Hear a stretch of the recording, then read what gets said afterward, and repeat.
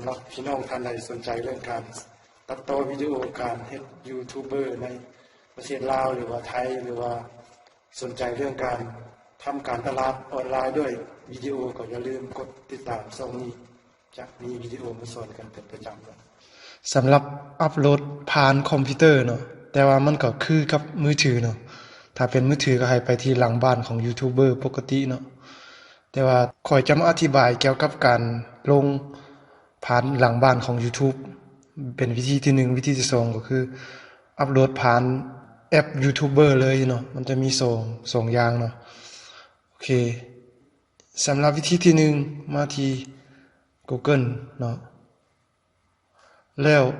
ให้พิมพ์คำว่า youtube.com เนาะค้นหาเข้าไปเนาะ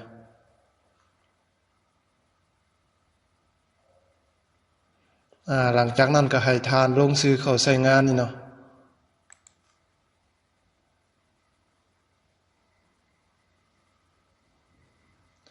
เลือกบัญชีของทานเนาะปึ๊บหลังจากใส่รหัสผ่านแล้วก็กด enter เนาะปึ๊บโอเคมาในหน้านี้แล้วเนาะ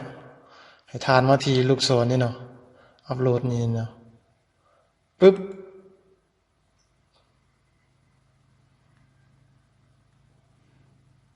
โอเคหลังจากนั้นให้มาที่ตัวนี้นี่เนาะเข้าไปเลยปึ้งมันจะให้เลือกไฟล์วิดีโอที่เราตัดต่อแล้วหั่นเนาะเราก็มาเลือกไฟล์ของเราเนาะว่ามันอยู่ไสเนาะเราก็ดับเบิลคลิกก็ได้เนาะหรือว่าคลิกแล้วก็โอเพ่นนี่ก็ได้เนาะโอเพ่นปึ๊บ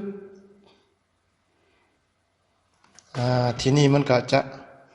ทำการอัปโหลดเนาะสังเกตมันจะเห็นเนาะเมื่อมันขึ้นฮอด 100% ก็ถือว่าได้เนาะทีนี้เรามาใส่ชื่อวิดีโอกันเนาะอันนี้เป็นชื่อของวิดีโอเนาะสำหรับวิดีโอของเขามีหัวข้อว่าแนวใดเนาะสมมุติวิธีการยืนยันพินเขาก็เขียนวิธีการยืนยันพินยูทูบเบอร์เนาะโอเคเราจะใส่ภาษาลาวไปเติมเนาะโอเคเมื่อเราใส่หัวข้อเรียบร้อยเนาะเราก็ใส่คำอธิบายตัวนี้นี่เนาะคำอธิบายนี่ก็แนะนำให้ใช้หลายๆเพื่อว่ามันจะมีโอกาสค้นหาพบใน Google เนาะโอเคส่วนห้องนี้เนาะเป็นคำอธิบายเกี่ยวกับวิดีโอว่าวิดีโอของเรามันมีการสอนแบบใดเนาะซึ่งว่าเราใช้จะได้ก็ได้แต่ว่ามันเกี่ยวกับวิดีโอของเรามันเฮ็ดมันหยังนะสมมุติค่อยสอนเกี่ยวกับวิธีการยืนยันพินจาก YouTube เฮาก็ค่อยจะ copy ใส่เลยเนาะมันง่ายเนาะ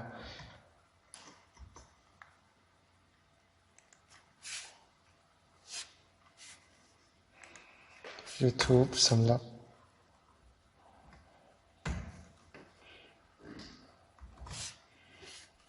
สมมุติค่อยใช้สั้นๆแบบนี้ก่อนเนาะ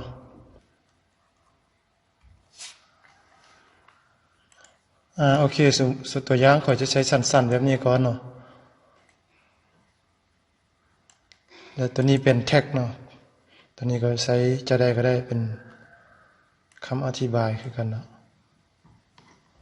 จะ copy ใส่เลยเนาะ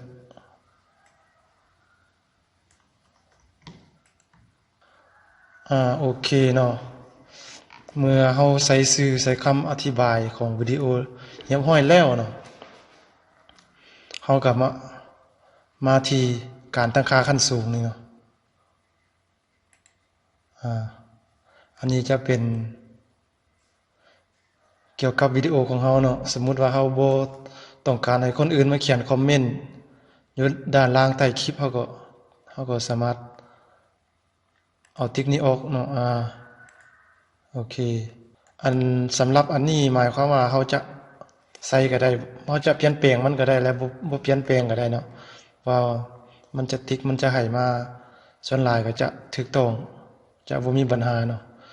และหมวดหมู่นี่วิดีโอของเราเป็นหมวดหมู่เกี่ยวกับอีหยังเราก็สามารถเลือกได้เป็นเพลงบ่เป็นกีฬาบ่หรือว่าเป็นภาพยนตร์บ่หรือว่าจะได้ก็ได้เนาะ ใส่บันเทิงบ่โอเคค่อยจะใช้เป็นการศึกษาเอาเนาะสิ่งสำคัญเนาะมาที่หัวข้อพื้นฐานตัวนี้แหละมาที่ตัวสาธารณะนี่เนาะวิดีโอของเฮานี่สำคัญหลายมันตัวนี้โอกาสคนที่ว่าจะเข้ามาเบิ่งเห็นวิดีโอของเฮาเนาะให้เลือกสาธารณะเนาะหมายความว่าทุกคนจะสามารถเห็นวิดีโอของเฮาได้เนาะถ้าเป็นส่วนตัวหมายความว่าเฮาเท่านั้นที่จะสามารถเบิ่งเห็นได้เนาะเฮาให้เฮาเลือกเป็นสาธารณะเนาะโอเคหลังจากนั้นค่อยจะมาเลือกรูปหน้าปกของมันเนาะซึ่งว่าค่อยได้เตรียมไว้แล้วเนาะมาที่กำหนดภาพขนาดย่อนี่เนาะถ้าว่าท่านใดที่บ่ได้เตรียมหน้าปกมาบ่บ่ใส่หน้าปกก็ได้เนาะเฮาสามารถกดเผยแพร่นี่ก็ถือว่าโอเคเลยเนาะแต่ค่อยจะมาเลือกหน้าปกที่ค่อยเตรียมไว้เนาะนี่เนาะก็ดับมันคลิกเข้าไปเลยเนาะปึ๊บรอให้มันอัปโหลดก่อนเนาะมันอัปโหลดแล้วเนาะที่นี่เฮาโอเคที่นี่เฮาก็คลิกคำว่าเผยแพร่นี่เนาะมันอัปโหลดเรียบร้อยแล้วเนาะเฮาก็คลิกคำว่าเผยแพร่นี่เนาะปึ้งโอเคที่นี่หมายความว่าเรียบร้อยแล้วเนาะทีนี้ลองมาเบิ่งว่ามันได้หรือบ่เนาะเข้ามาทีนรูปโปรไฟล์ของเฮานี่เนาะปึ๊บแล้วก็มาเลือก Creator Studio เนาะปึ้งหลังจากนั้นก็มาเลือกที่เครื่องมือจัดการวิดีโอนี่เนาะ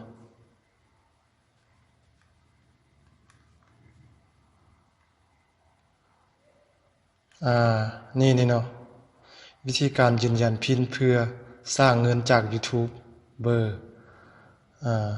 โอเคสำหรับวิธีการอัปโหลดด้วยมือถือโดยผ่านแอปยูทูบเบอร์มีวิธีดังนี้เนาะโอเคสำหรับ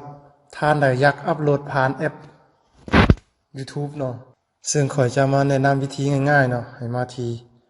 แอป YouTube ตรงๆเลยเนาะจากนั้นมันจะเห็นตัวนี้เนาะเข้าไปเลยปึ๊บหลังจากนั้นให้เฮาเลือกวิดีโอที่ว่าเฮาต้องการอัปโหลดเนาะสมมุติว่าข่อยจะคลิกตัวนี้จะโหลดตัวนี้เนาะปึ๊บเฮาก็ใส่ชื่อวิดีโอเนาะ